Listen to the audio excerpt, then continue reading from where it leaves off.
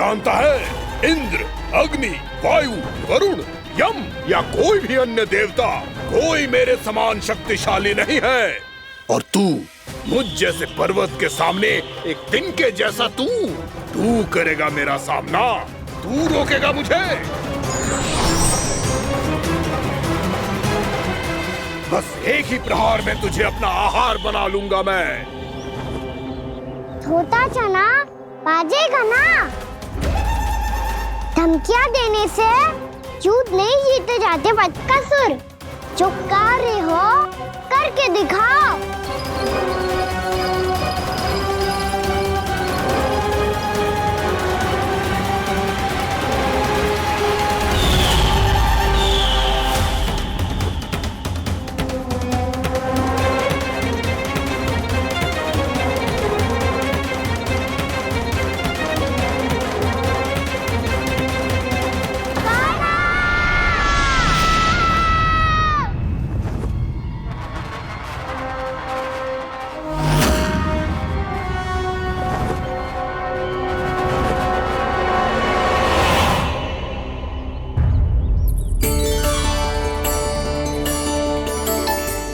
लल्ला, देख तेरी मैया थक गई है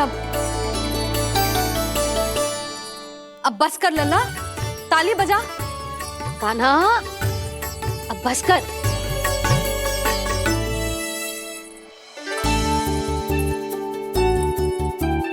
ताली बजा, ताली बजा, कोई संकेत तो दे। बता कहाँ है तू? पकड़ लिया।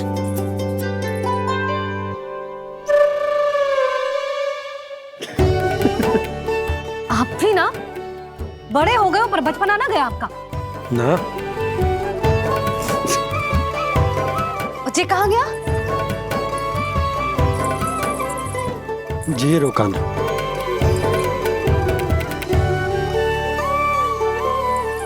फिर से मेरे साथ छल करके भाग गए, और गए हो कहाँ? नंदराज, नंदराज। भानु, वो पंछी, राक्षस पंछी, बहुत बड़ा पंछी। भानु, राक्षस, राक्षस। भानु, क्या हो गो? तुम बैठो। यशोदा, जल लेकर आओ, बैठो।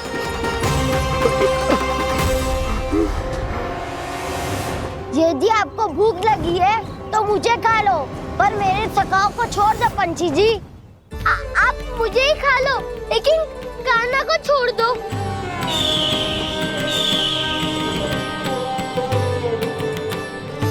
हम सबको खा लो, पर कान्हा को जीवन दान दे दो। कितनी अद्भुत है प्रभु के सखाओं की ये भावना कि सखा के प्राण को बचाने के लिए अपने प्राणों का त्याग करने को भी तत्पर हैं ये सब। देवराज, वैसे तो प्रभु क्षण भर में सब कुछ संभाल सकते हैं, पर हमें अपना कर्तव्य निभाना होगा। प्रभु की सहायता हमें करनी होगी। हाँ देवराज, प्रभु की सहायता करनी चाहिए हमें।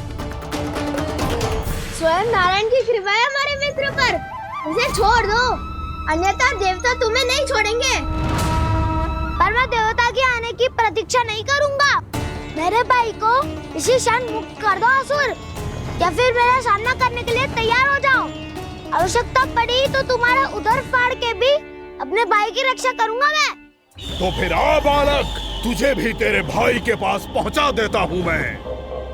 प्रयास करके तो देखो दोस्त, तुम्हारे चोंच के टुकड़े टुकड़े ना कर दिए तो मेरा नाम भी बलराम नहीं, तो मेरा नाम भी बलराम नहीं।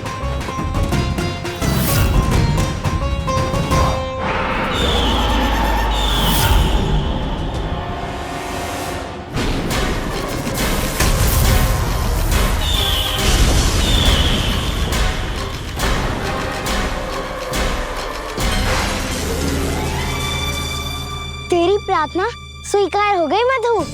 हमारे कान्हा की रक्षा करने स्वयं देवता आ गए।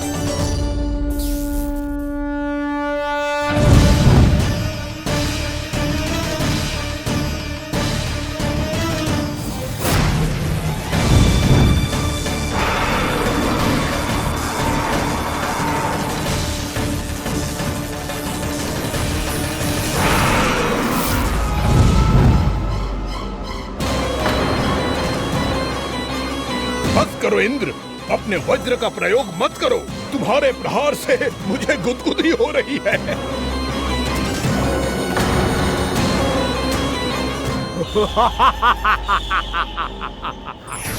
पर मेरी ज्वाला गुदगुदी नहीं करेगी बकासुर, जलाकर भस्म कर देगी।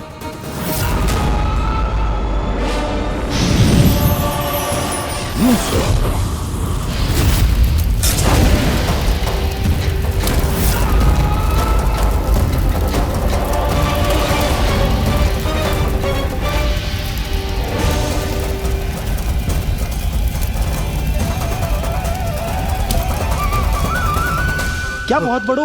बहुत बड़ो पंछी। पंछी? बहुत बड़ो पंछी। पंछी ना है वो राक्षस कान्हा को निगल गया।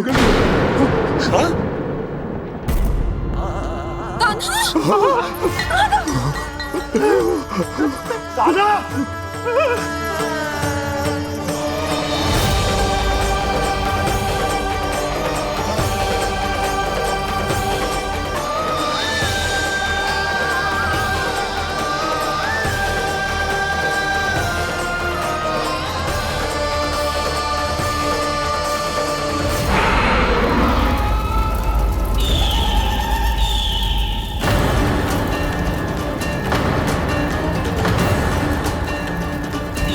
मेरे उदर की जठराग्नि भी तुम्हारी ज्वाला से अधिक तीव्र है अग्निदेव।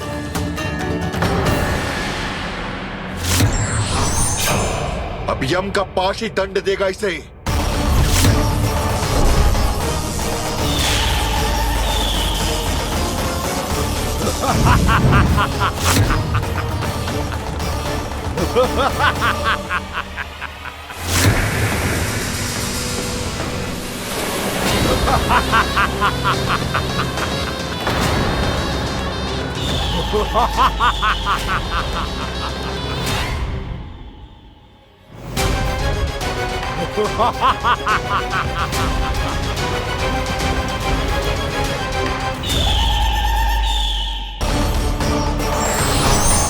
अब यम का पास ही दंड देगा इसे।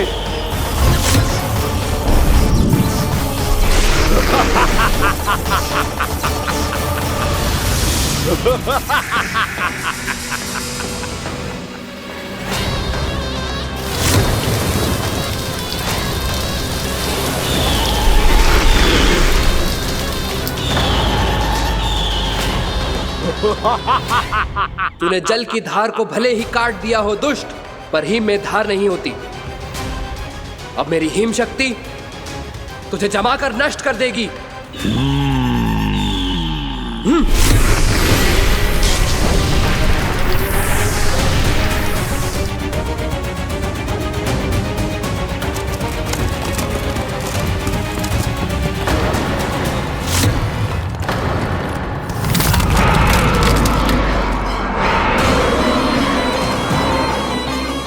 चंद्र, वरुण, यम, अग्नि, इंद्र, तुम में से कोई भी इस योग्य नहीं है कि मुझे पराजित कर पाए और इस विष्णु अवतार की रक्षा कर पाए।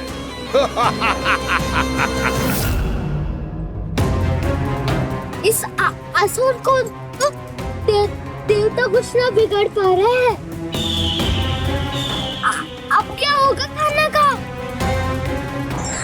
बकासुर, मैं अपनी किरणों की ताप से तुझे छलनी छलनी कर दूंगा।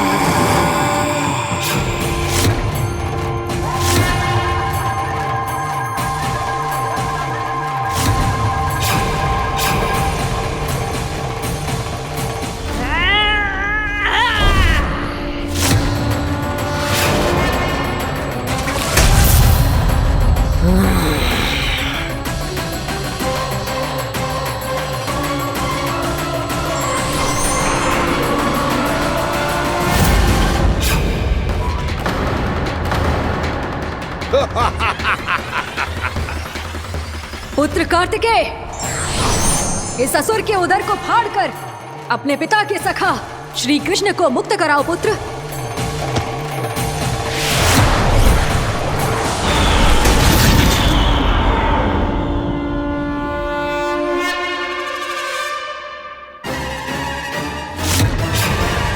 मैंने कहा था तुम में से कोई भी मेरा बाल भी बांका नहीं कर पाएगा।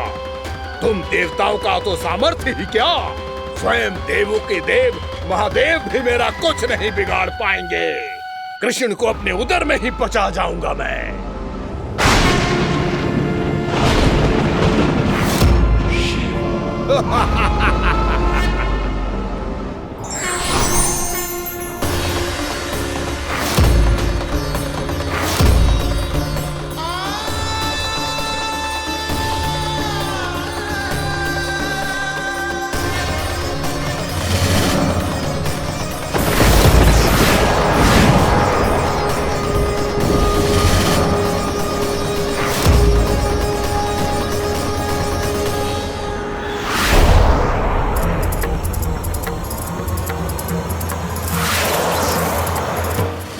शिव शंकर का त्रिशूल है। एक ही बार में इस असुर का प्राण ले लेगा ये। हाँ, महादेव का त्रिशूल।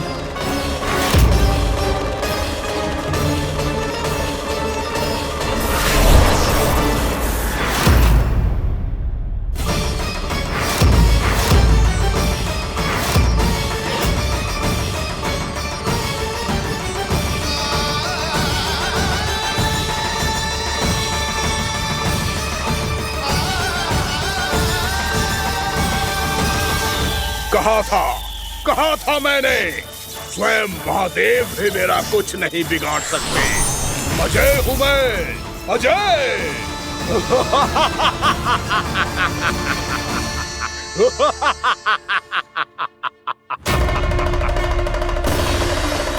प्रभु, आपके त्रिशूल की महिमा तो अपरंपार है, तो फिर ये ठहर क्यों गया? आपने अपने त्रिशूल को वापस क्यों ले लिया महादेव? इस दुष्ट का संहार क्यों नहीं किया? क्योंकि इसकी मृत्यु मेरे हाथों नहीं, मेरे सखा नारायण के अवतार श्री कृष्ण के हाथों ही होगी, और यही विधि का विधान है। पर पिताजी, श्री कृष्ण तो इस असुर के उदर में फंसे हुए हैं, हम उन्हें मुक्त कैसे कराएंगे? ये उन्हें स्वयं ही मुक्त करेगा पुत्र। श्री कृष्ण अपने अपमान से क्रोधित नहीं होते, पर अपने भक्तों का अपमान वो क्षण भर भी सहन नहीं कर पाते। वकासुर यही भूल कर रहा है, हम सबका निरंतर अपमान करके वो उन्हें क्रोध दिला रहा है। वो ये नहीं जानता कि शीघ्र ही उन्हें अपने उदर में रख पाना उसके लिए असंभव हो जाएगा।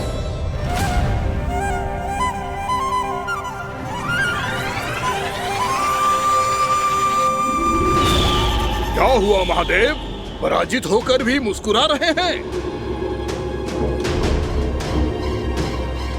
पर अब तो महादेव कहलाने के भी योग्य नहीं रहे आप। असफल देवताओं की इस अयोग्य सेना को लेकर चले जाइए यहाँ से।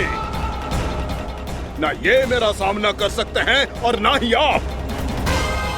मेरी शक्ति के सामने आप अक्षम हैं महादेव।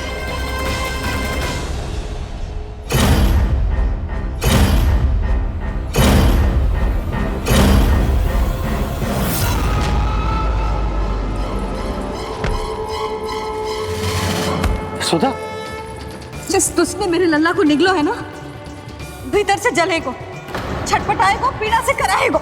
जिस दुष्ट ने मेरे लल्ला को निगलो है ना, भीतर से जलेगो, छटपटाएगो, पीड़ा से कराएगो। ये क्या हो रहा है मुझे?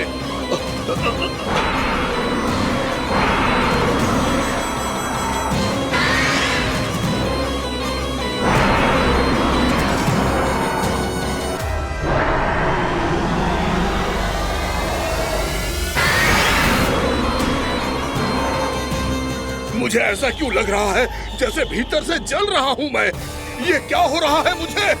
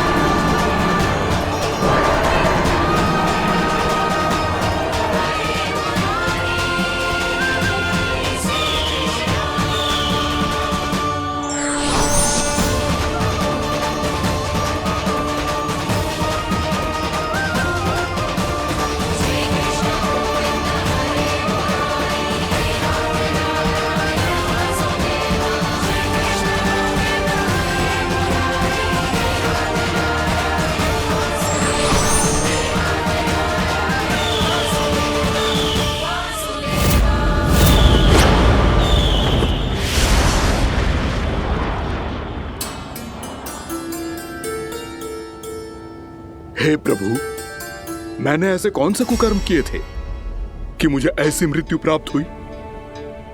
और ऐसे कौन से सुकर्म किए थे कि आपके हाथों से मुझे मोक्ष प्राप्त हुआ है प्रभु? में स्मरण करो, हे जरीफ की पुत्र वक्कासुर। स्मरण करो, कैसे अपने पिता की तरह अभिमान से भरे हुए थे तुम। स्मरण करो, कैसे हमें पराजित करने के लिए पूरी सृष्टि को संकट में डाल दिया था तुमने, और हमें विवश होकर पराजय स्वीकार करनी पड़ी थी। स्मरण करो, कैसे तुमने देवराज इंद्र का छत्र चुरा लिया था। पर यह सब भी पर्याप्त नहीं था वक्कासुर। तुम्हारे पापों का घड़ा तब भरा था जब तुमने देवी गंगा के जल में साधना करते हुए जजाली मुनि की तपस्या में व्यवधान डाला था।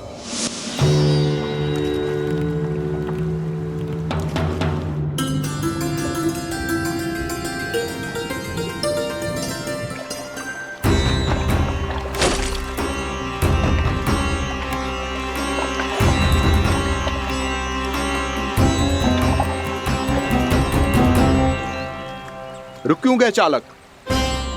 नौका को आगे की ओर ले चलो। आगे बढ़ना उचित नहीं होगा महाराज। यहाँ से कुछ ही दूरी पर जालजली मुनि तपस्या कर रहे हैं। तो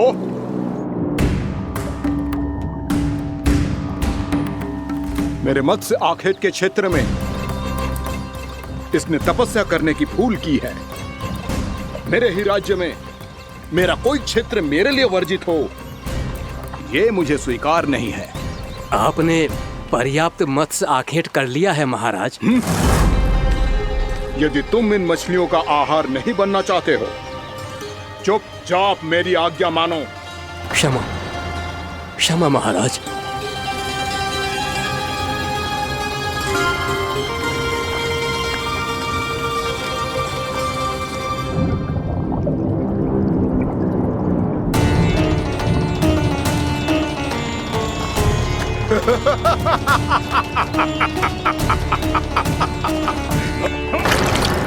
मुनिवर, रक्षा कीजिए, रक्षा कीजिए मुनिवर। हमारे प्राण बचाइए मुनिवर, मुनिवर हमारे प्राण बचाइए।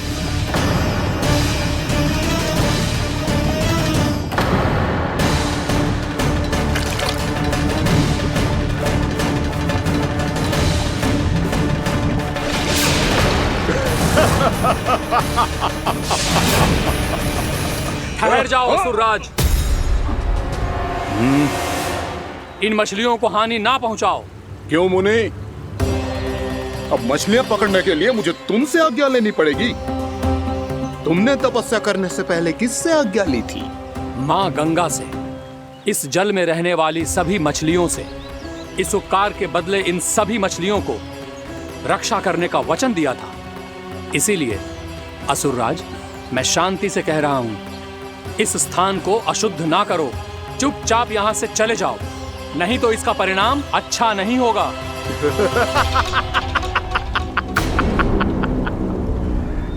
तुम जिन देवताओं की तपस्या कर रहे हो ना मुनि, उन्होंने भी मेरा कुछ नहीं बिगाड़ पाया था, और तुम मुझे धमकी देने का दुस्साहस कर रहे हो।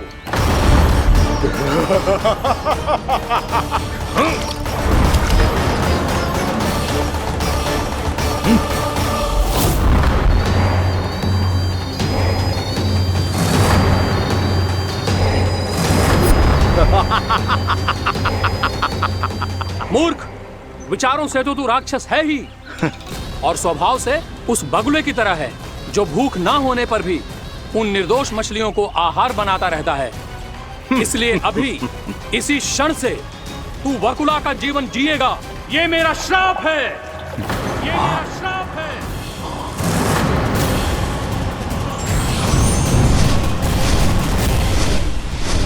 श्राप पाने के बाद तुम्हें आभास हुआ कि तुमने कितना बड़ा अपराध किया था, और तब तुम जजाली मुनि से क्षमा याचना करने लगे। तुम्हारे अपराध बोध को जानकर मुनि श्रेष्ठ शांत हुए और उन्होंने तुम्हें वरदान दिया। श्राप से मुक्ति का एक ही मार्ग होता है असुर, पश्चाताप। तुम्हें अपने भूल का पश्चाताप है, इसीलिए मैं तुम्हें वरदान देता हूं। तुम्हें मेरे श्राप से मुक्ति अवश्य मिलेगी। स्वयं प्रभु श्री नारायण के अवतार इस बगुले के देह के बंधन से तुम्हें मुक्त करेंगे।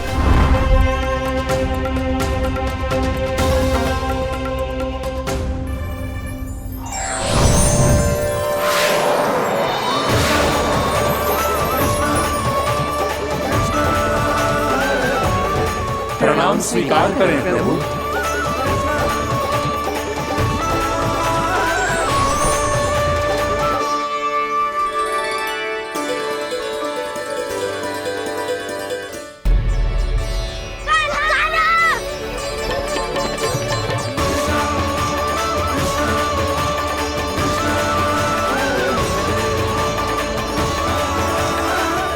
मुझे ना बताओ कि तुम सबने क्या देखा है, चाहे जो देखो है, बस मैया से कछु मत ही बताना। कान्हा!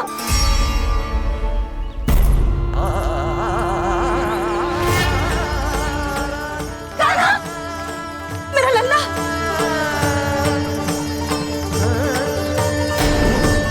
भानु बता रहा था तुझे कोई असुर पंछी निकल गया था। हाँ?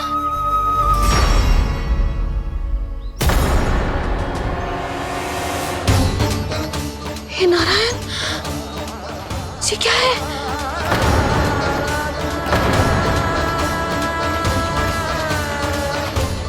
ये सब कैसे हुआ लल्ला? हाँ?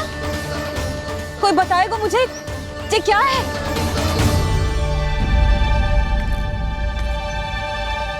श्रीधामा, मधुमंगल, चिची को सब कुछ बता दो। ये असुर पक्षी मुझे निगलने वाला था रानी भाभी, तभी अंतिम क्षण में कान्हा ने आके मुझे बचा लियो। और ये असुर पक्षी ने कही कि यह है वृंदावन का राजकुमार नंदराज का लल्ला, इसके होते कोई भी वृंदावन वासियों को हानि ना पहुंचा सकते।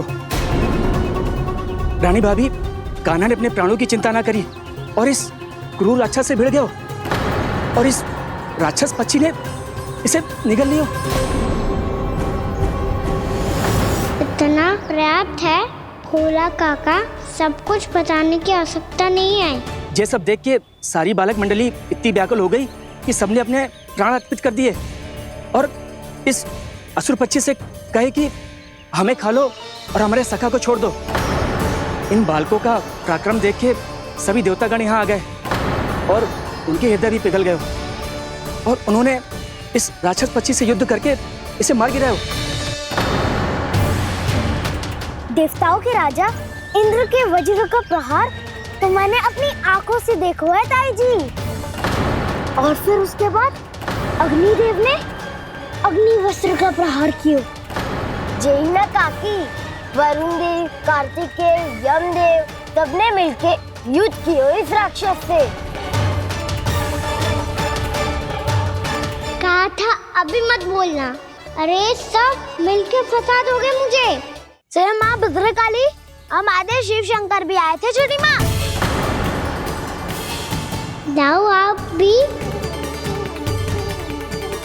बाबा साईता, मुझे लगता है कि ये कान्हा भी इन्हीं देवताओं में से एक है।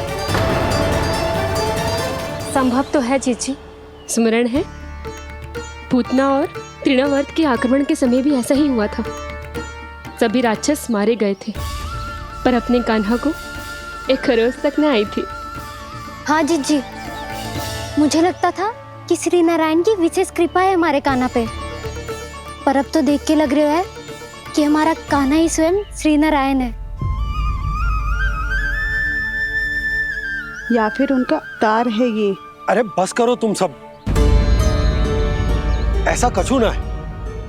अरे जितनी बात सुनी है उससे तो यही लग रहा है कि कान्हा देवताओं और असुरों की युद्ध के बीच में फंस गया था, उसका इस सब से कोई लेना देना ना है। तो फिर इसके तन पे एक भी खरोच क्यों ना आया नंदराज? हाँ,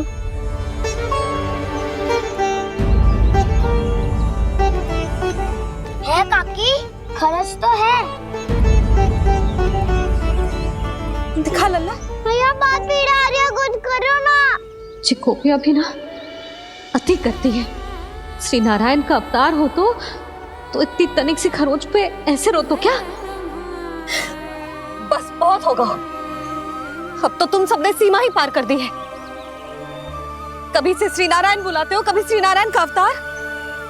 तनिक कछु हो ना जाता है कि तुम सब कहानियां बुनने लगती हो। जे बस साधारण सा बालक है, मेरा लल्ला है जे, इसे भगवान मत ही बनाओ।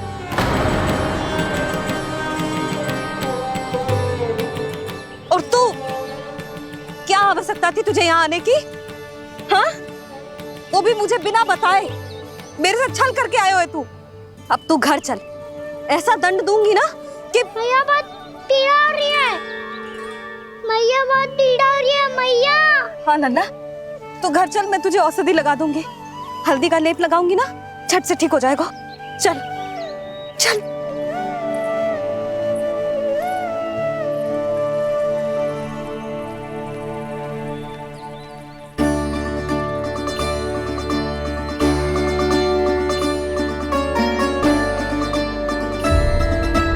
मैया बहुत पीड़ा हो रही है मैया।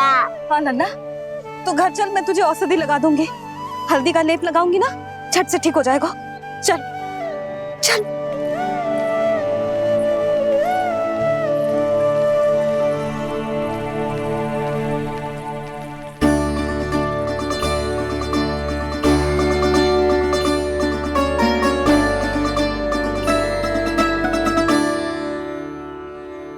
बस लल्ला बस, रो मत। चल चल चल, आजा। अभी औषधि लगाऊंगी ना, तेरी सारी पीड़ा लुप्त हो जाएगी। आजा आजा, बैठ जा लल्ला। अभी आई मैं। हाँ,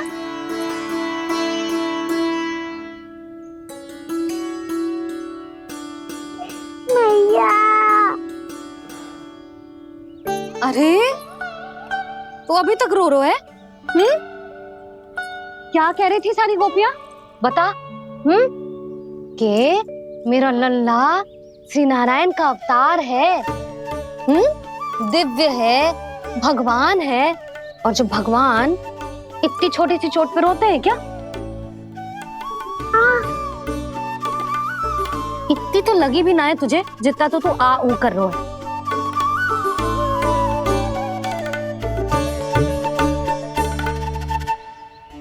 आओ ना, करूंगो। आप ऐसे दुलार थोड़ी करोगी। ओहो, वृंदावन का गौपालक जो इतनी छोटी सी चोट पे रोता है ना? गोप बालकों का मुखिया इतनी छोटी सी चोट पे रोता है? मेरा लल्ला तो सबसे शक्तिशाली है। इतनी छोटी सी चोट तो क्या, बड़े बड़े राक्षसों से भी ना घबराता है। हाँ, एक बार में सबको समाप्त कर देता है कि ना? हाँ मैया, यदि कोई राक्षस वृंदावन की ओर टेढ़ी दृष्टि करके आएगा तो सबसे पहले कान्हा को सुरक्षा में खड़ा पाएगा। फिर चाहे जो बाल बन के आए या बगुला बन के।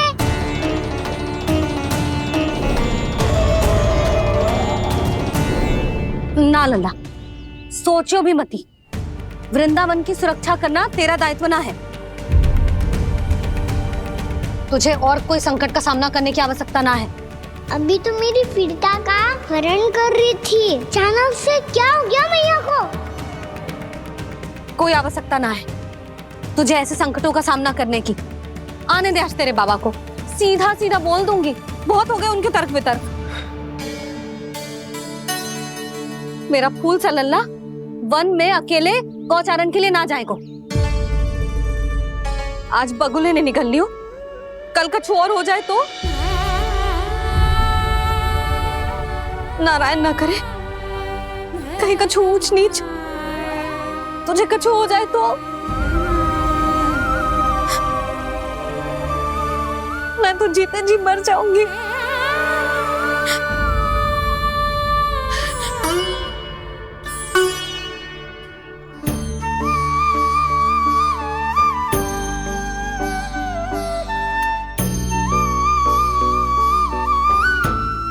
लल्ला की वीर मैया इतनी से बात तो रोती है क्या?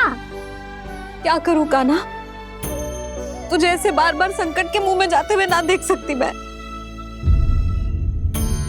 तो फिर मैया मैं वचन देता हूँ, आज के बाद मैं गौचारण के लिए तभी जाऊंगा जब आप आज्ञा दोगी। पक्का छल ना करेगा ना मेरे साथ? मैंने कब छल करो मैया? अच्छा ठीक है, ना करूँगा छल। यदि आपसे पूछे बिना बाहर निकलो तो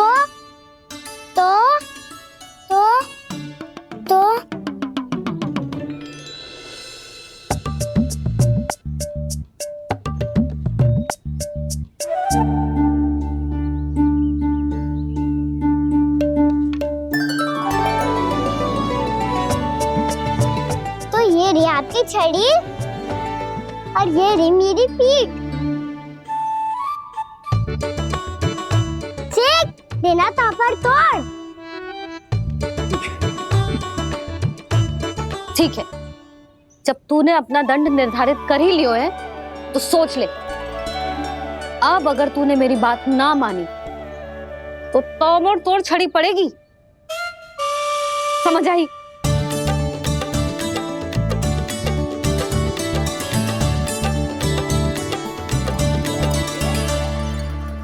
अच्छा ही है कि कान्हा कुछ दिन घर ही रहे। आज वन में जो हुआ है अवश्य कंस ने ही करवाए हुए वो सब।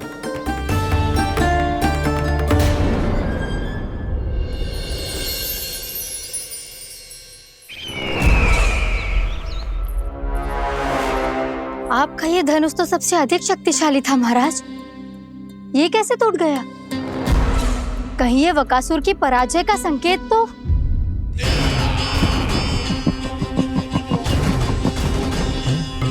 प्राप्ति, लगता है तुम्हें शुभ समाचार मिला नहीं।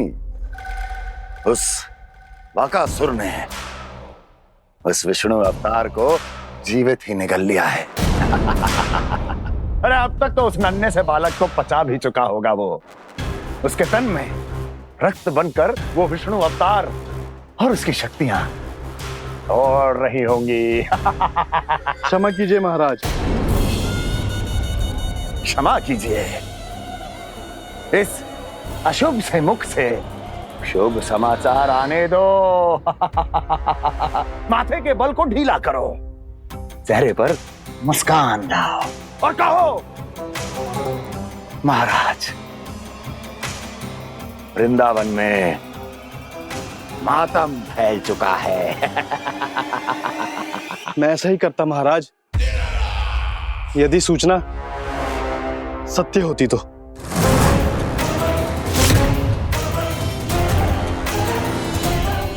कहना क्या चाहते हो? एक क्षण में सूचना उगलो, अन्यथा मेरा योद्धा बकासुर विष्णु अवतार की तरह तुम्हें भी जीवित निकल जाएगा। आने दो।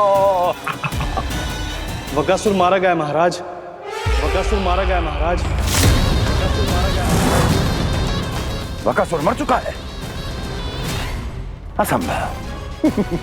असंभव।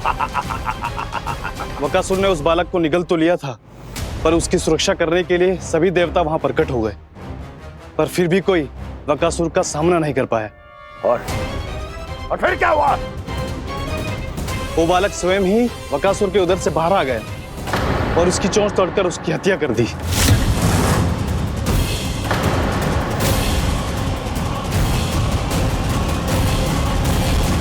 वन में बकासुर की चोंच टूट गई और यहाँ आपका ये धनुष।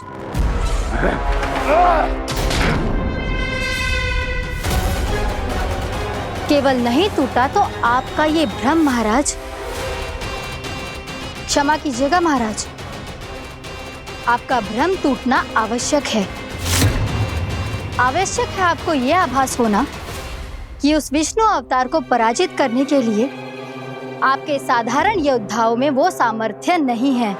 अच्छा सर, पूतना, तृणावर्त, बकासुर, ये सब साधारण नहीं थे प्राप्ति, साधारण नहीं थे।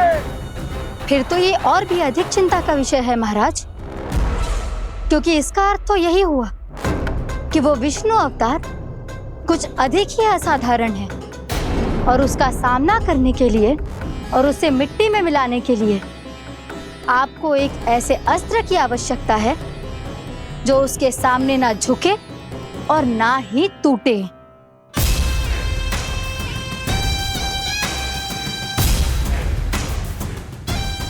तो फिर मैं ऐसा ही असतर ढूंढूंगा, चाहे आकाश पाताल एक क्यों ना करना पड़े मुझे, 10 दिशाएं 14 भुवन क्यों ना नापने पड़े मुझे, मैं उस असतर को अवश्य ढूंढ निकालूंगा जो उस विष्णु अवतार के प्राणों की डोरी इस धनुष की तरह तोड़ सके।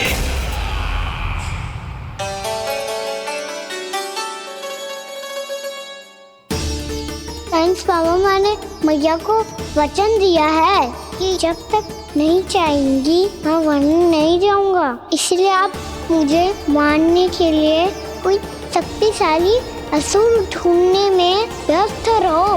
कुछ दिन तब तक मैं व्यस्त रहूंगा अपनी मैया की सेवा करने में।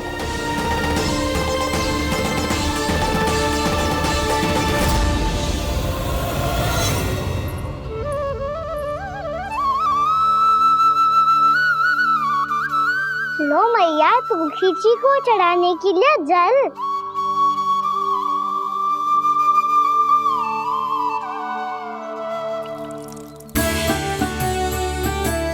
लो मैया, और आटा।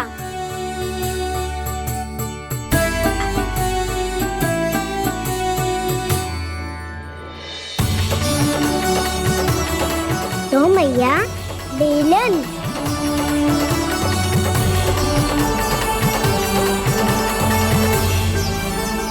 ले, तनिक खा ले। ओ मैया, भूख ना लगी है।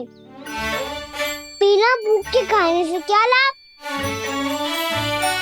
और तेरा जब पेट तो कह रहा है कि उसे भोजन चाहिए, और लाभ कैसे ना लल्ला? भोजन का लाभ है ना, तन को पोषण मिलेगो, स्वास्थ्य बनेगो, जो तेरी भुजाओं में शक्ति आ जाएगी ताऊ के जैसी, ताऊ से भी अधिक। तेरे जे केस भी लंबे हो जाएंगे। सच्ची मैया? सच्ची। माप के देख लियो नित्य दिन। तनिक खा।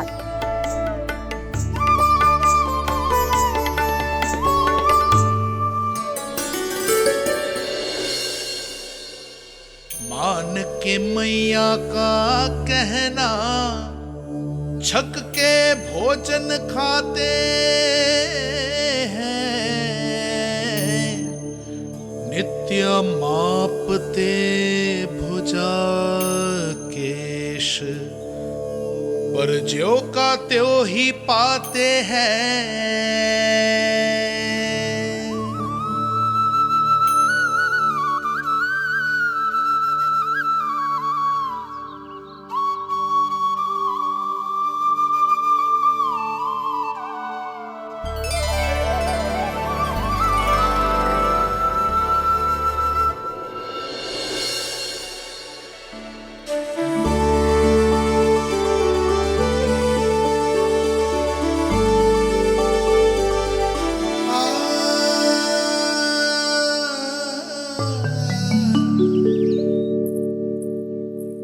ले लल्ला, फल खा ले। ना, मुझे ना खाने फल वल। क्यों? लंबे केस और शक्तिशाली भुजाएं ना चाहिए? व्यर्थ है ये सब। पिछले 10 दिनों से देख रहा हूँ, ना केस लंबे हुए हैं, ना भुजाएं शक्तिशाली बनी है। 10 दिन में का चुनाव होने वाला, 10 सप्ताह ऐसे खाएगो ना, तब जाके कछु बदलाव दिखेगो। समझ आई? चल अब खा ले। वैसे भी मुझे बहुत सारी तैयारियां करनी है आज। इसीलिए मैया, एकादशी के व्रत के लिए लल्ला। सुनो जी, सारी सामग्री आ गई? हाँ, तुमने जो कही थी सब ले आए हूँ।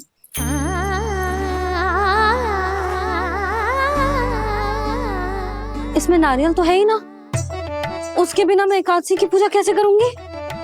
यशोदा, मैंने भोला से कह दिया, वो लेकर आते ही होगा, घबराओ मत। कैसे ना घबराओ जी, आपको पता है ना एकादशी का व्रत मेरे लिए कितना महत्वपूर्ण है। पता है। अरे इसमें तो दिए भी ना है। दिए ना है? अब मैं अभी लेकर आता हूँ। आप रहने दो, मैं ही लेके आती हूँ। भाग भोला, राम के यहाँ से है? भक्त भोला राम? मेरा अर्थ है कुमार खुला यहाँ के यहाँ से। हाँ हाँ वो ही।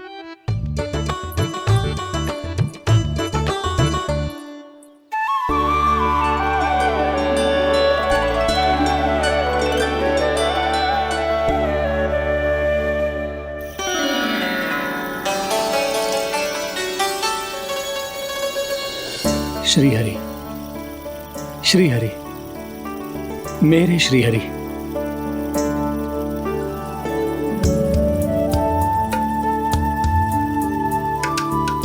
मेरे श्री हरि। भोला राम, मेरी मटकी तैयार है? मेरे श्री हरि, मेरे श्री हरि।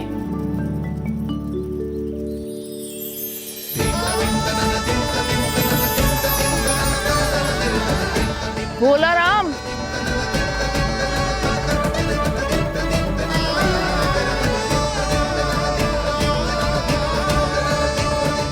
भोला काका, ओ भोला काका।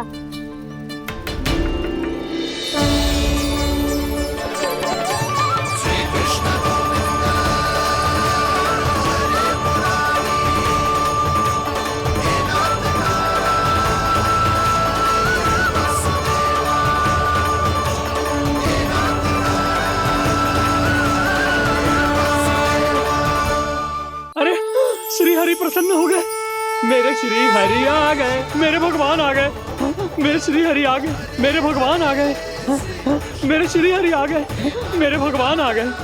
मेरे श्री हरि आ गए, मेरे भगवान आ गए। मेरे भगवान आ गए, मेरे घर मेरे भगवान आ गए।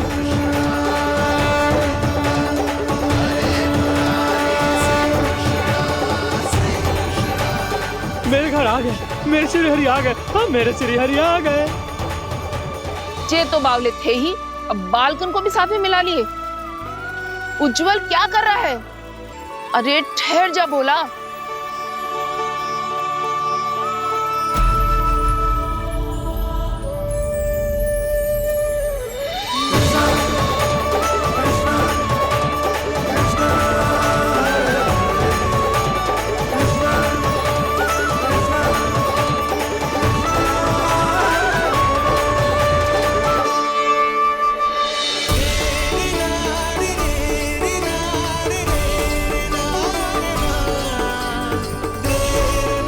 प्रेम से बुलाओ, आएंगे हरि भी।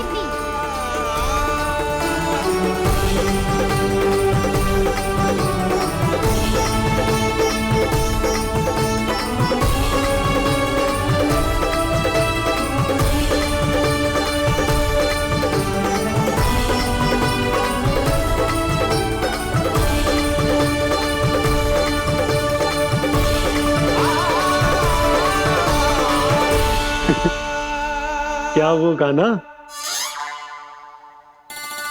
किसकी धुन में झूम रहा तू? निर्मल निशा भक्ति की धुन में।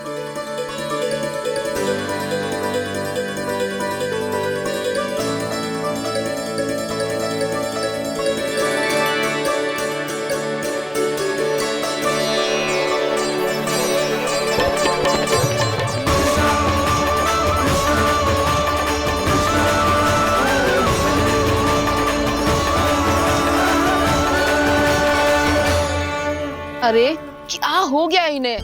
बावले हो गए हैं क्या? ठहरो, कोई आवश्यकता ना है ऐसे बावलों की तरह नाचने की।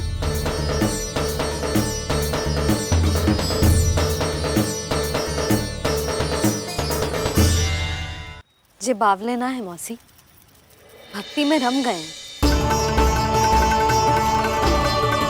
बस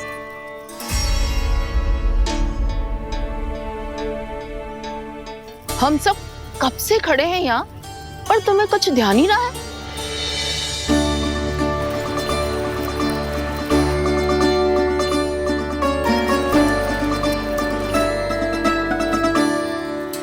नाच गाने में ऐसे मगन हुए कि हमें देखा भी ना। मुझे नाचते हुए देख मेरे श्री हरि को इतना आनंद आ रहा था कि मैं अपने आप को रोक नहीं सका। और वैसे भी मेरे जन्म का एकमात्र उद्देश्य है श्री हरि की सेवा करना, श्री हरि को प्रसन्न करना। तुम बावले हो भोलाराम, या हमें बावला बना रहे हो? श्री हरि और तुम्हें देख रहे हैं? हाँ, अभी वो यहीं थे, देख रहे थे। भोला काका, आपने भी ना अति कर दी। अब हमें भी बताओ तनी, कहाँ थे श्री हरि?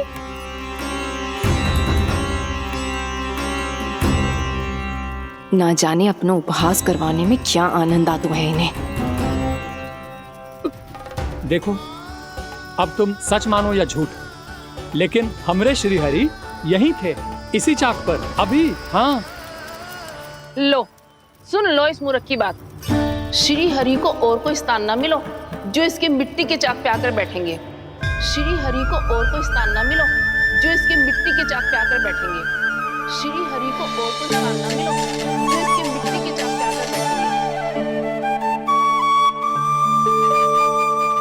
जैसी मैया भैंसुरी लल्ला, दोनों का कुछ पता ही ना चलतो, कब किस बात पर प्रसन्न हो जाए और किस बात पर रुष्ट।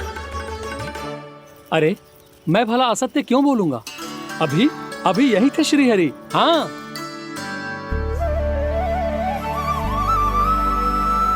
हाँ, जैसे श्री हरि को तो कोई कार्य है ही ना, वो तो आतुर होके बैठे रहते हैं कब तुम हरि हरि बुलाओ और वो दौड़े चले आए।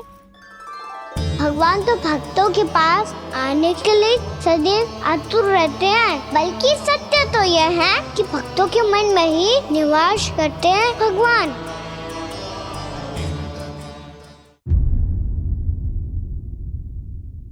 अरे मैं भला असत्य क्यों बोलूंगा? अभी अभी यही थे श्री हरि। हाँ,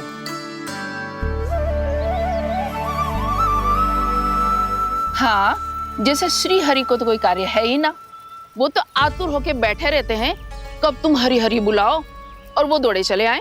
भगवान तो भक्तों के पास आने के लिए सदैव आतुर रहते हैं, बल्कि सत्य तो यह है कि भक्तों के मन में ही निवास करते हैं भगवान। भगवान तो भक्त के पास आने के लिए सदैव ही आतुर रहते हैं शंकरी मौसी।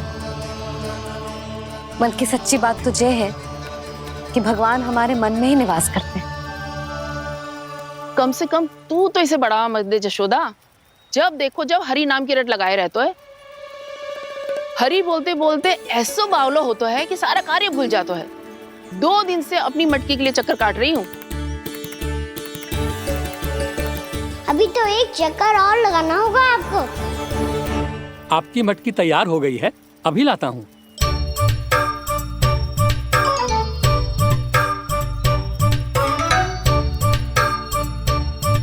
लो जी मटकी।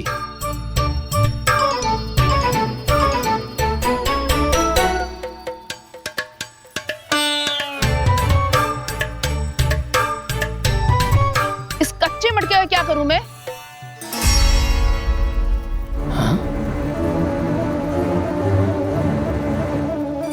पर इसे तो मैंने भट्टी में पकाया था। अब तू ही देख ले कितना ध्यान रहता है इस कार्य पे। और कह तो है कि श्री हरि आते हैं इससे मिलने। हाँ आते हैं, और आगे भी आएंगे हमारे श्री हरि हमसे मिलने। और आके मोक्ष देंगे, है ना?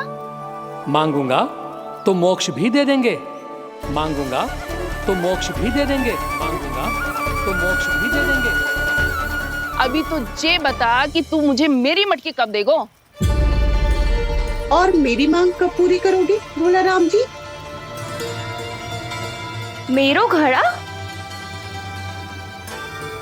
मेरे दिए तो तैयार है ना?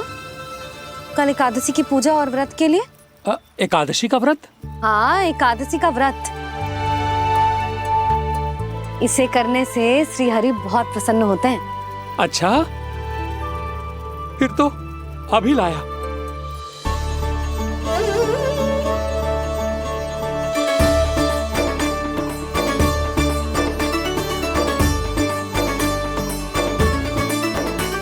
लो जी आपके दिए।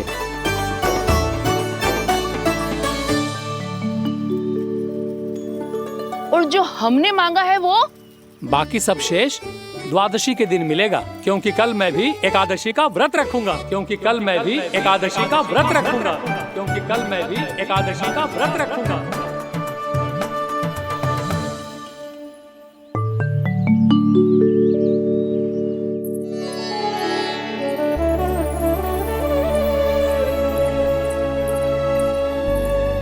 जानकी, फूलों का प्रबंध हुआ कि ना? हाँ भाभी, जे रहे। सदैव विलंब कराती है। पर भाभी इस बार तो फूल समय से ही लाई थी। क्या हुआ जशोदा, अभी तो पूजा की तैयारी ना हुई? देखो ना मौसी, ये जानकी ना कुछ छूट ही जाता है इसके कारण। एकादशी की पूजा और व्रत आते ही जसोदा भाभी इतनी वग्र हो जाती है। ऐसो क्या होगा इस पूजा में?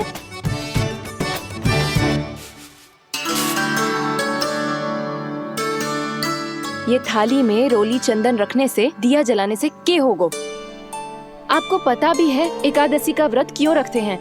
क्या महत्व है इसका? लो, जे तो मैं जसोमती रानी से पूछना भूल ही गया। पर हाँ भगवान, मेरे लिए इतना ही पर्याप्त है कि इस व्रत को रखने से मेरे श्रीहरि हमसे प्रसन्न हो जाएंगे।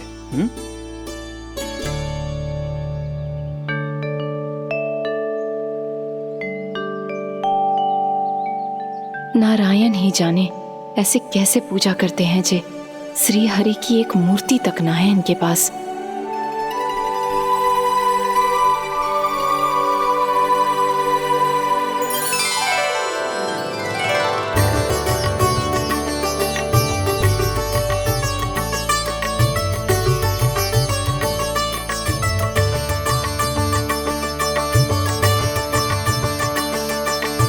प्रभु, न तो मेरे पास मूर्ति है और ना तो इस व्रत के विधि विधान के बारे में मुझे जानकारी है और ना ही मुझे इसके महत्व के बारे में जानकारी है, पर फिर भी मैं करना चाहता हूं।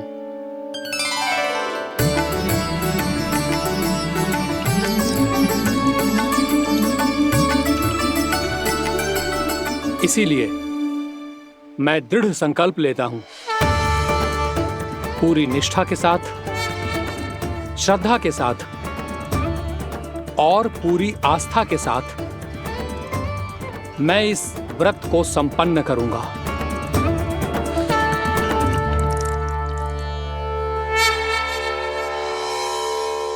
हम संकल्प लेते हैं कि एकादशी के व्रत को पूरी निष्ठा के साथ संपन्न करेंगे।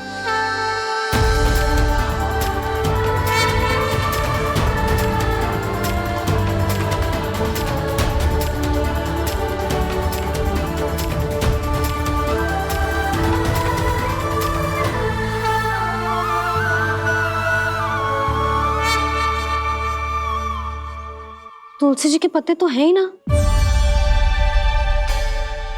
श्री नारायण को तुलसी जी के पत्ते के बिना भोग ना चढ़तो है। जानकी, तुलसी के पत्ते कहाँ हैं? भाभी, मैं तो कब से यही पूछना चाह रही थी कि तुलसी के पत्ते लाऊं क्या, पर आप तो व्यस्त थी ना। तुझे कितनी बार समझाओ है ना, यदि तेरे कछु करने से किसी और की कोई हानि ना हो रही हो या किसी के अच्छे कार्य में सहायता हो रही हो तो मुझसे आज्ञा लेने की आवश्यकता ना है। समझ गई भाभी, आगे से जाना उनको। ले अभी लेकर आती हूँ।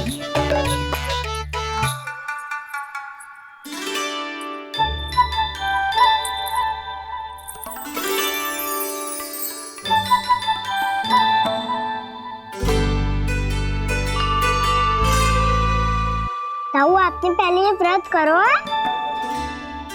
आपको इसका महत्व पता है? भाभी चलो। जानकी, तुमने ये व्रत करो है? फिर तुमको इसका महत्व पता है? सुमति जी, आपको पता है इसका महत्व? कान्हा, क्यों तंग कर रहे हो सबको? मैया, सबने करो ये व्रत, मुझे भी करना है।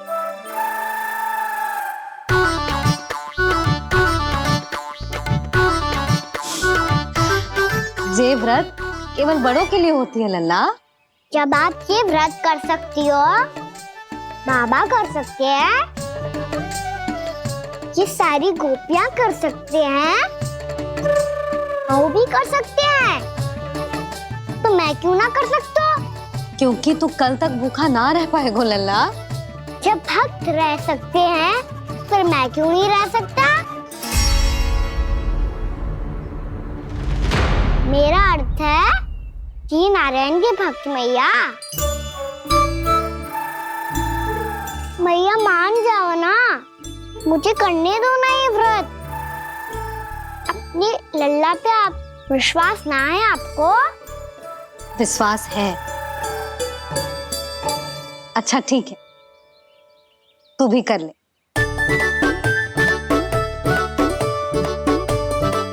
पर मैया व्रत की कथा तो सुनाओ, मैं तो अबध हूँ ना, मुझे कैसा पता चलेगा कि ये व्रत करते क्यों हैं?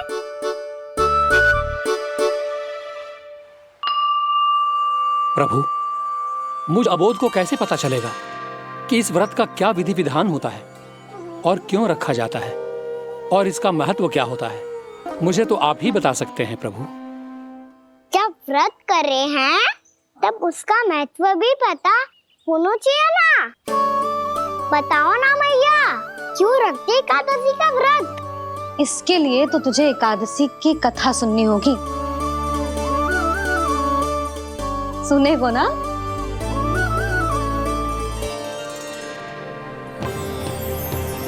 वसुदेव सुतं देवं कंसचाणूरमर्दनम् श्रीहरि, यशोदा परमानंदम् कृष्णं वन्दे जगद्गुरुम्। वाह प्रभु, अपने भक्तों को एकादशी व्रत का महत्व समझाने का अच्छा उपाय खोज निकाला है आपने।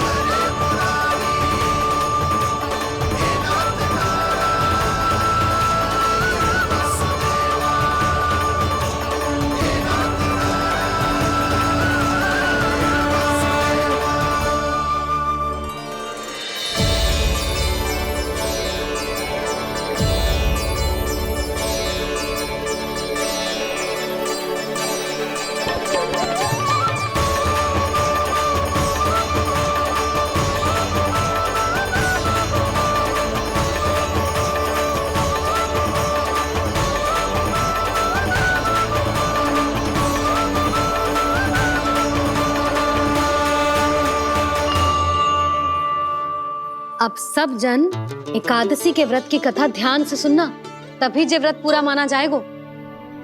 समझो लल्ला?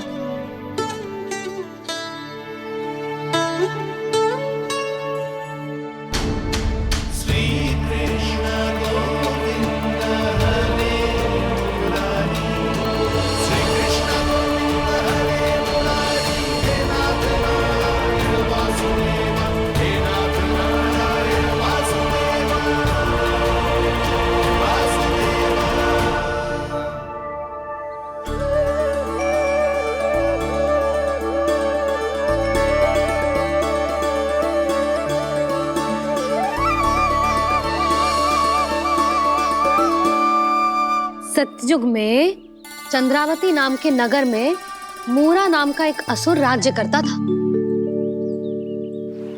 ओम ब्रह्मदेवाय नमः।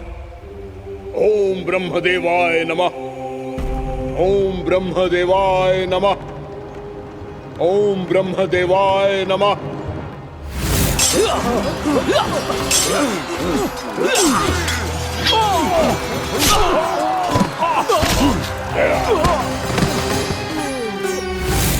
ओम ब्रह्मदेवाय नमः।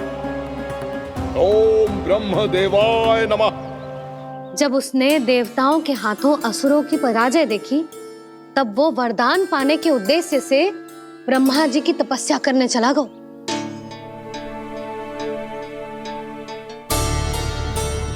शीघ्र ही मूरा की तपस्या सफल हो गई और ब्रह्मदेव जी उससे प्रसन्न हो गए। ओम ब्रह्मदेवाय नमः। ओम ब्रह्मदेवाय नमः। ओम ब्रह्मदेवाय नमः। ओम ब्रह्मदेवाय नमः। ओम ब्रह्मदेवाय नमः। ओम ब्रह्मदेवाय नमः। ओम ब्रह्मदेवाय नमः। ओम ब्रह्मदेवाय नमः। ओम ब्रह्मदेवाय नमः। मूरा, प्रणाम ब्रह्मदेव। तुम्हारी तपस्या सफल हुई। बोलो, तुम्हें क्या वर चाहिए? सृष्टि के रचयिता ब्रह्मदेव, कृपया मुझे ऐसा वरदान दीजिए जिसकी सहायता से मैं त्रिलोकी विजयी बन जाऊं और कोई देवता मुझे पराजित ना कर सके। यहाँ तक कि देवताओं के रक्षक, सृष्टि के संचालक भगवान श्री विष्णु के लिए भी मैं अपराजय रहूं। तथास्तु, तथास्तु, तथास्तु। प्रणाम ब्रह्मदेव।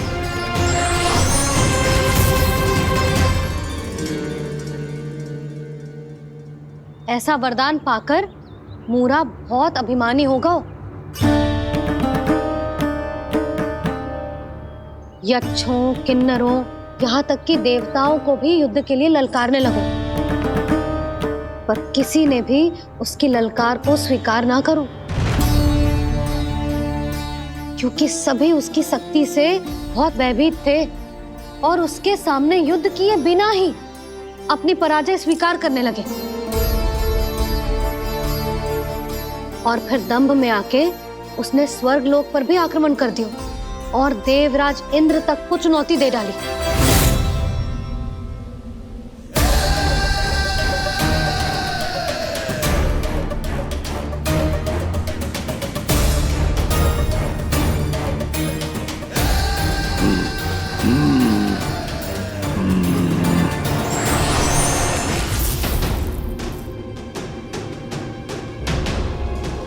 मैं प्रतीक्षा कर रहा हूं देवराज, क्या उत्तर है तुम्हारा? मुझसे युद्ध करोगे या फिर बिना लड़े ही पराजय स्वीकार कर मेरे अधीन हो जाओगे और सौंप दोगे मुझे अपना ये स्वर्ग लोक? सारी शक्ति तुम्हारे मुख में है या कुछ बाहुबल भी है तुम्हारे पास? मैं तुम्हारी चुनौती स्वीकार करता हूं मूरा, मैं तुम्हारी चुनौती स्वीकार करता हूं मूरा।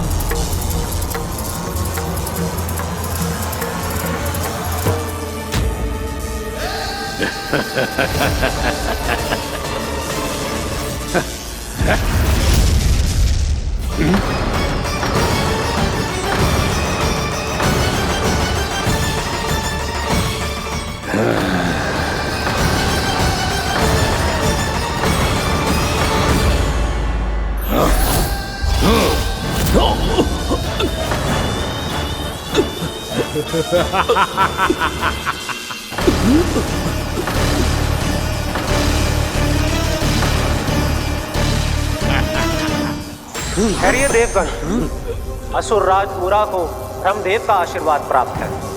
आप में से कोई भी इन्हें पराजित नहीं कर पाएगा।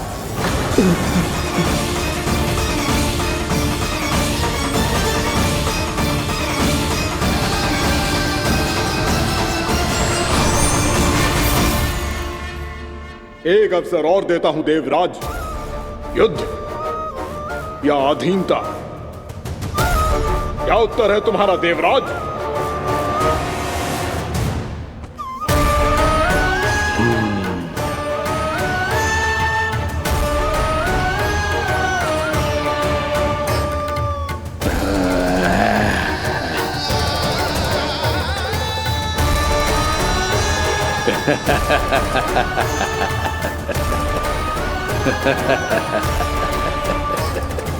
इंद्र और सभी देवताओं ने मूरा के आतंक में आके उससे भयभीत होके अपना सिंहासन छोड़ दियो।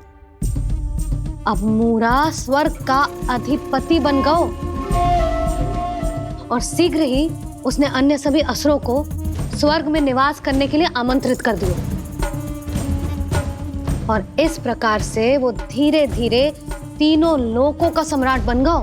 उसे किसी ने रोका नहीं मैया? ना लल्ला, इतना साहस किसी में था ही ना। और फिर ये निश्चित करने के लिए कि भविष्य में किसी और असुर की मृत्यु ना हो, वो यमराज पे भी विजय प्राप्त करने के लिए यमलोक की ओर प्रस्थान कर दियो। वो तो अपने आप को और सभी असुरों को अमर बनाना चाहता था। पर देवता और यमराज भी उसकी ये योजना समझ गए थे। इसीलिए उसके आने से पहले ही सारे देवताओं ने श्री नारायण से सहायता के लिए गुहार लगाई। अब केवल आप ही कुछ कर सकते हैं प्रभु। अभी तो मूरा केवल त्रिलोक का स्वामी है, और यदि उसने यमलोक भी जीत लिया तो वो जीवन को ही नियंत्रित नहीं करेगा प्रभु, वो मृत्यु का भी स्वामी हो जाएगा। ऐसे में पहले सृष्टि का संतुलन तो नष्ट होगा प्रभु, और फिर स्वयं सृष्टि ही नष्ट हो जाएगी। ऐसा नहीं होगा यमदेव, नियति ऐसा होने ही नहीं देगी। विधि रचेगी खेल और मैं बनूंगा माध्यम।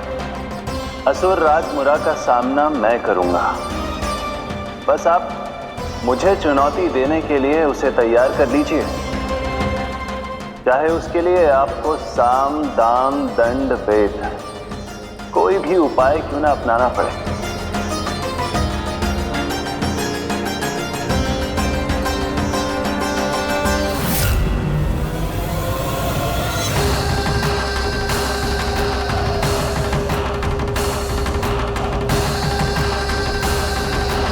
आप तो मेरी प्रतीक्षा में पहले से ही खड़े हैं यमदेव। तब तो आपने मेरी चुनौती के बारे में भी सुना ही होगा। कहिए, क्या उत्तर है आपका? मेरा स्वागत करके अपना राज्य त्यागेंगे या मेरा सामना करके अपने प्राण?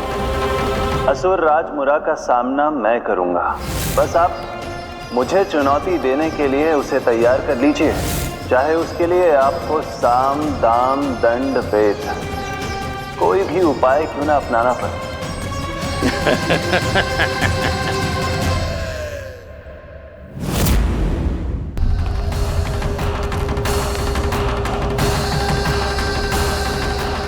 आप तो मेरी प्रतीक्षा में पहले से ही खड़े हैं यमदेव। तब तो आपने मेरी चुनौती के बारे में भी सुना ही होगा। कहिए, क्या उत्तर है आपका?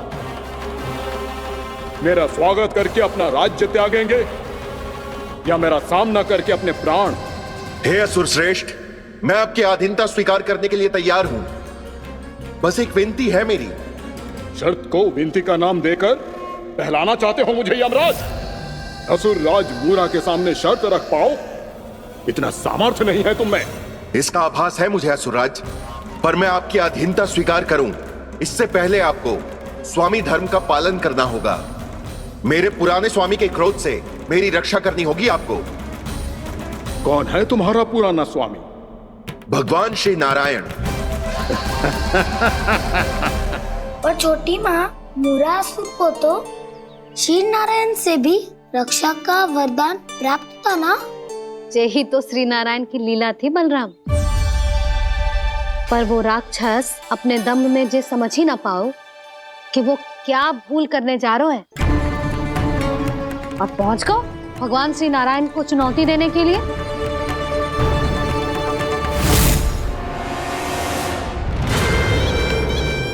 वहीं ठहर जाओ असुर राज मूरा।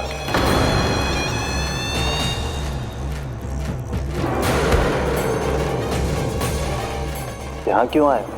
आपको पराजित करने और ये वैकुंठ जीतने,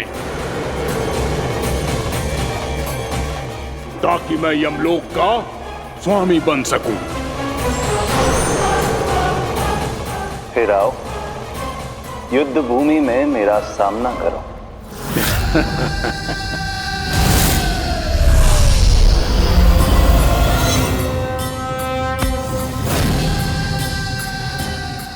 नहीं जानते कि इनसे ना हारने का वरदान तो मैं पहले ही प्राप्त कर चुका हूँ।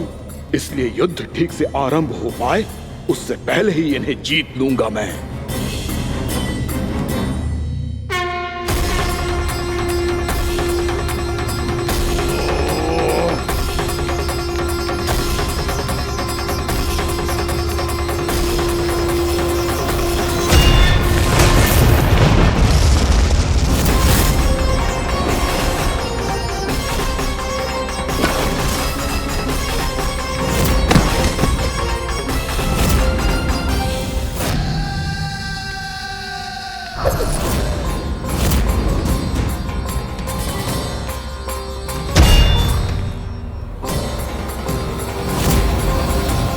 और इस प्रकार ये युद्ध वर्षों वर्षों तक चलता रहो। दोनों योद्धा पूरे ब्रह्मांड में अनेक अस्त्रों शस्त्रों के साथ युद्ध करते रहे।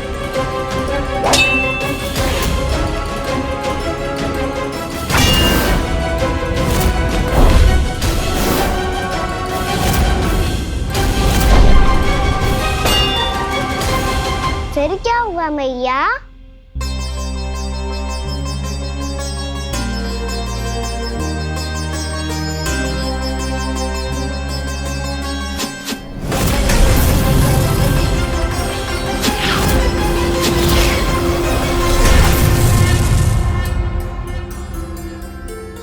उस युद्ध को कभी समाप्त हुआ हो, पर कैसे?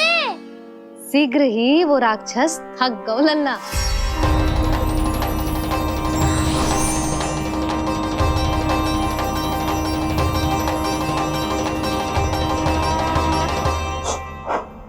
खड़े खड़े देख क्या रहे हैं नारायण?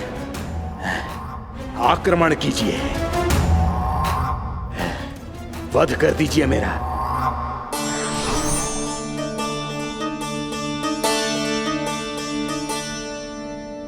मैं तुम्हारी वीरता से प्रभावित हूं,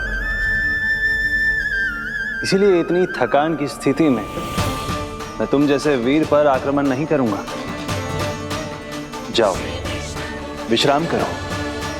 यदि फिर से युद्ध करने की इच्छा हो तो तुम्हारा स्वागत होगा।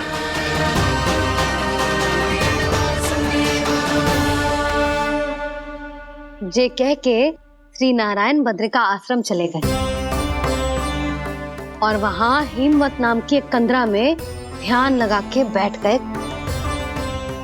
उधर वो राक्षस विश्राम करने लगो। अनेकों दिन बीत गए और अब वो राक्षस मूरा फिर से स्वस्थ होके बलवान हो गया था। उसने अपनी सारी शक्ति फिर से प्राप्त कर ली थी। श्री नारायण ने उस पर दया करी थी, पर वो फिर से श्री नारायण को छलने को तैयार होगा।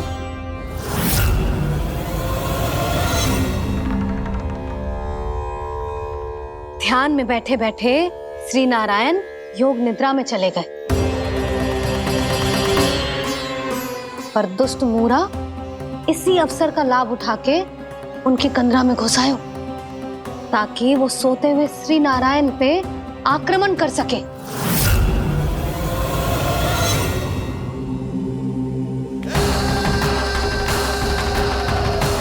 आज इस लंबे युद्ध को जीतकर अपने इस अंतिम शत्रु का भी अंत कर दूंगा मैं।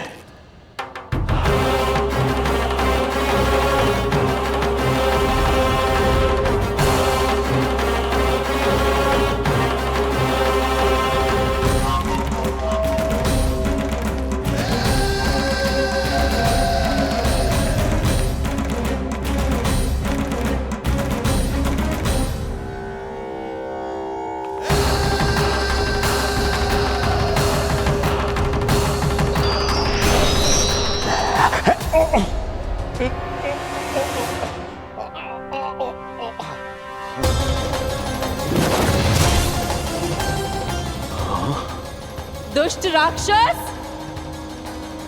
प्रभु ने तुझ पर दया की, तुझे संभलने का अवसर दिया। तू इन्हीं पर ही छल से वार करने चला है।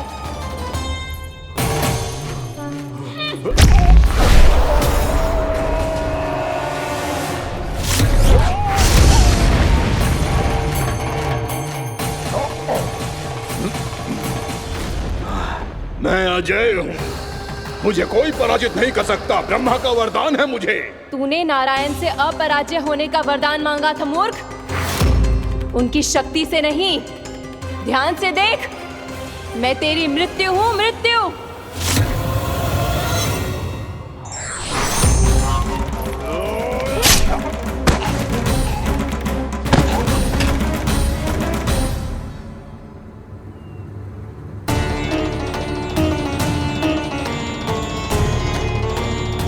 वो देवी कौन थी छोटी माँ? और कौन बलराम, वही तो थी देवी एकादशी।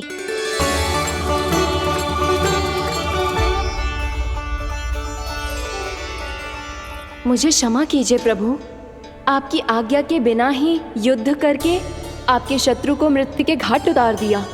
क्षमा नहीं, आपकी तो प्रशंसा होनी चाहिए देवी। असुर राज को मारकर आपने सभी देवताओं को मुक्त करवाया है। इस पापी के अहंकार से तीनों लोकों की रक्षा की है आपने। आप एकादशी की तिथि पर मेरी एकादश इंद्रियों से उत्पन्न हुई हैं। इसीलिए मेरे सभी भक्त आपको उत्पन्न एकादशी के नाम से जानेंगे। सभी तिथियों में आपका स्थान सर्वश्रेष्ठ होगा। जिस तरह आपने राक्षस के आक्रमण से मेरी रक्षा की है, उसी प्रकार एकादशी के दिन व्रत करके जो भी भक्त आपकी कथा सुनेगा, मैं स्वयं उसकी रक्षा करूंगा। जो आपकी पूजा करेगा, उसे मेरी विशेष कृपा प्राप्त होगी और उसके साथ साथ उसे मिलेगा धन, सिद्धि और मोक्ष।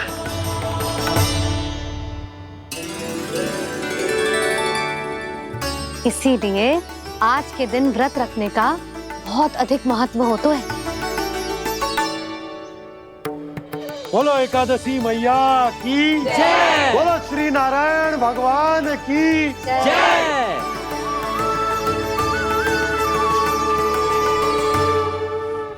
प्रभु की कृपा से एकादशी का महत्व भी पता चल गो और मेरा व्रत भी सफल हो गो। अभी नहीं भूला राम, एकादशी का व्रत पूरी तरह तभी सफल होता है जब द्वादशी के दिन उसे पूरा किया जाता है।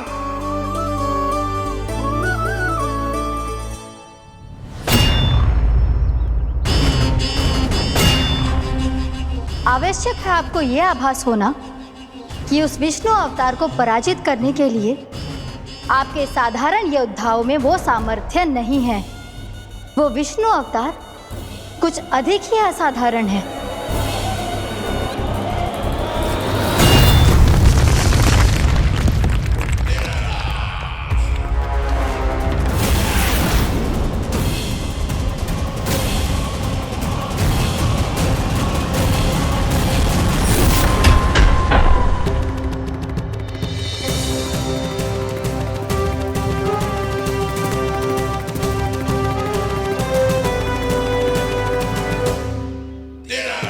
अब मैं दिखाऊंगा उस विष्णु अवतार को असाधारण शत्रु क्या होता है।